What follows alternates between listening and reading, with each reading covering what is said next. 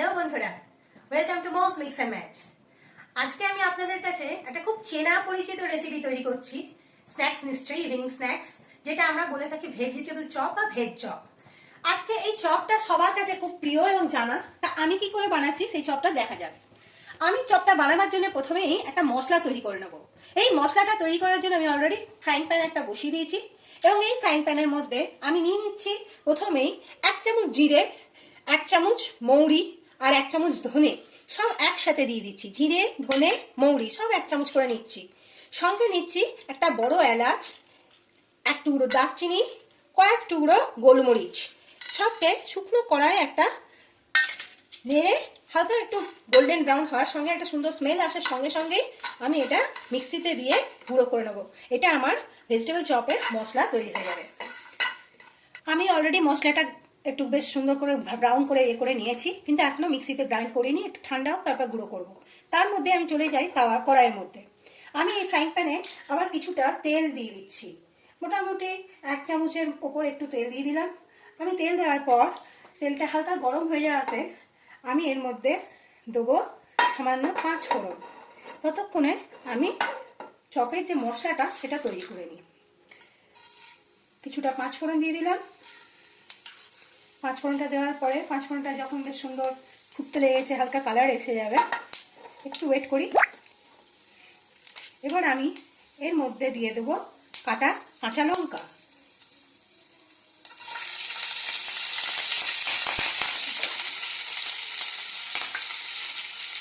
কাঁচা লঙ্কা দেওয়ার পরে আমি কেটে রেখেছি কিছুটা নারকোলটাও এর মধ্যে দিয়ে ওকে একটু ভেজে নেব। হালকা নারকোলটা যখন লালচে রং আসবে তখন আমি বাকি জিনিস দিচ্ছি। নারকোলটা আমার একটু লাল হয়ে গেছে, এবার আমি সব দিয়ে দিই। দেখুন আমি কেটে রেখেছি একটু গাজর, সরু সরু করে গাজরটা দিয়ে দিলাম। এবার দেবো বিট,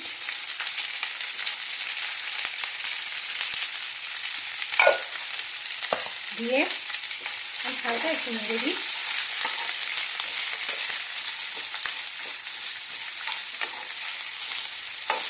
সঙ্গে দিয়ে দেবো সামান্য একটু আদা বাটা,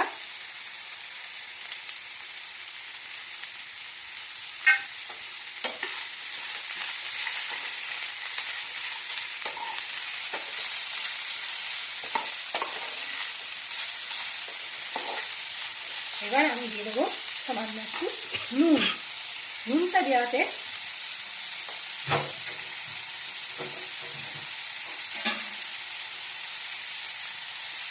আমাদের এই সবজিগুলো খুব তাড়াতাড়ি নরম হয়ে যাবে এবং স্বাদ অনুযায়ী, যে যার স্বাদ অনুযায়ী নুনটা দিয়ে দেবেন।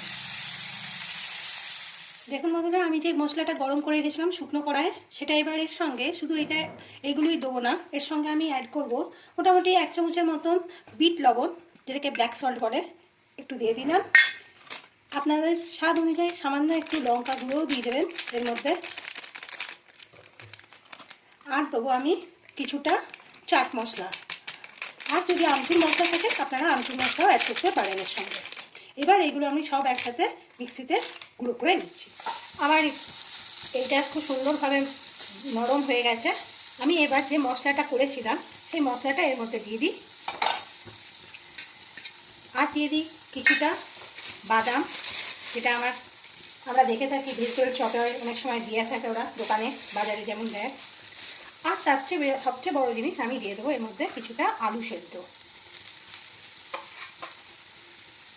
সব শুদ্ধ আমি সুন্দর করে মাখিয়ে একটা গ্রাইন্ডিংয়ে নিয়ে আসবো, যাতে ভালোভাবে এই আলু সেদ্ধটা আমাদেরকে চপটা মাখাতে সুন্দরভাবে সাহায্য করবে। আমার চপের সব রেডি হয়ে গেছে। এবার এটাকে নামাবার আগে আমি একটুখানি ধনেপাতা ছিটিয়ে এটাকে নামিয়ে নেব।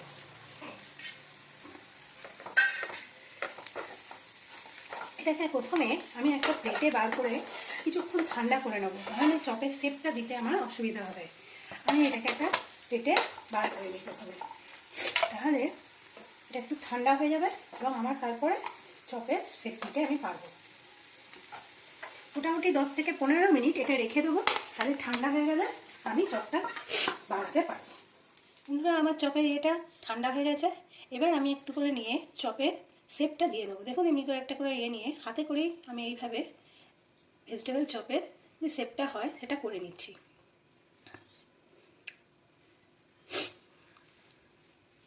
এইভাবে একটা একটা করে আমরা প্রত্যেকটাকে চপের ইয়েতে শেপ দিয়ে দেবো।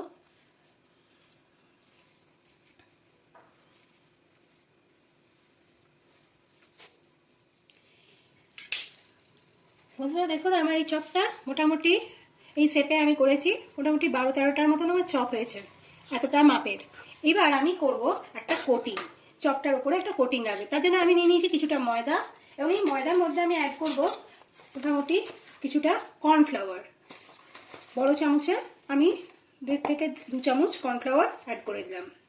এবার একটা মোটামুটি জল দিয়ে আমি একটা ব্যাটার তৈরি করব। ব্যাটারটা খুব মোটা হবে না, আবার খুব পাতলাও হবে না, একটু ঠিক হবে। আমাকে একটা ব্যাটার তৈরি করে নিতে হবে। দেখুন আমার ব্যাটারের কনসিস্টেন্সিটা কেমন হয়েছে, এইরকম কনসিস্টেন্সি রেখেছি আমি ব্যাটারটার। এবার আমার কাজ হচ্ছে চপগুলোকে কি করে আমি করছি দেখি। আমি নিয়ে নিয়েছি কিছুটা পাউরুটি গুঁড়ো অর্থাৎ ব্রেড স্ক্রাম্ব। এবার এটা আমি করব, একটা করে চপ নেবো, যেটা আমি একবার এর মধ্যে ডিপ করব ভালো করে। ডিপ করার পর আমি একটা হাত ড্রাই রেখেছি, এই হাতে আমি চপটাকে ভালো করে এর মধ্যে র্যাপ করে নিলাম। র্যাপ করে এটাকে কিছুক্ষণ আমাকে এখানে রেখে দিয়ে আমি এটা ডবল কোট করব। তাই জন্য আমি এখানে একবার রাখছি, প্রথমে একটা কোট করে নিই। আমি দুটো হাত ব্যবহার করতে হবে, হ্যাঁ, একটা আমার ভিজে হাত হবে, একটা ড্রাই হাত হবে। ড্রাই হাত দিয়ে আমি পাউরুটি স্ক্রাম্বটা এর মধ্যে লাগিয়ে দেবো। দুটো কোট করলে কি হবে, আমার তেলে যখন ছাড়বো সেটা খুলে যাবে না, সিঙ্গেল কোটে খুলে যাবে, পাউরুটিটা তেলের মধ্যে পড়ে পুরো গুঁড়ো গুঁড়ো হয়ে যাবে। দেখুন আমি এইভাবে প্রত্যেকটাকে করে নিচ্ছি।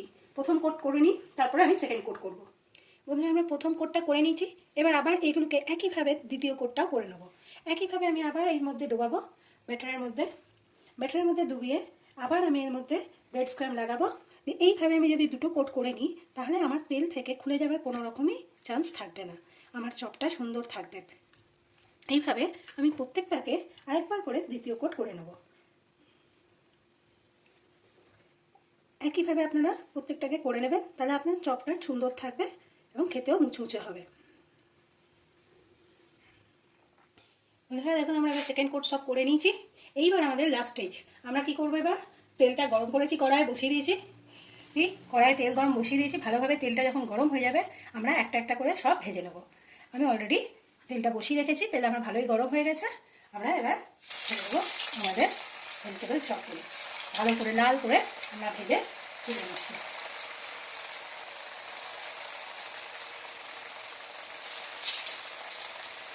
এখন নাড়াবো না, যখন একটা দিক একটু বেশ ভালো লাল হয়ে যাবে তখন আমরা ওপিকটা উল্টে দিয়ে লাল করে ফ্রাই করে তুলে নেবো আমাদের চপগুলো।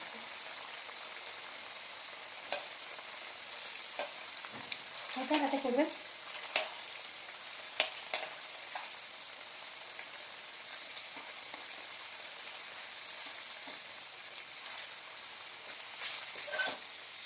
আমাদের চপটা খুব সুন্দর কালার এসে গেছে।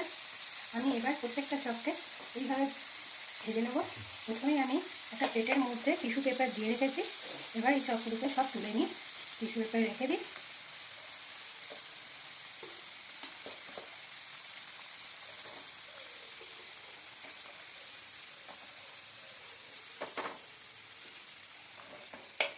এবার আমি নেক্সট ব্যাচটাও ভেজে নেবো এইভাবে, আবার নেক্সট ব্যাচটাও আমি এইভাবেই ভেজে নেব। দেখুন বন্ধুরা আমি বানিয়ে ফেললাম আমার ভেজিটেবল চপ। শীতের ঠান্ডার এই আনন্দে সবাই মিলে আমরা চলো ভেজিটেবল চপ আর কফি দিয়ে এনজয় করি বাড়ির সকলের সঙ্গে। আর আবার আপনাদেরকে আমি বলছি আমার চ্যানেলটা যেন অবশ্যই সাবস্ক্রাইব করবেন। আর কেমন লাগলো আমার আজকের রেসিপি অবশ্যই কমেন্ট করে জানাবেন, লাইক শেয়ার অবশ্যই করবেন। Thank you.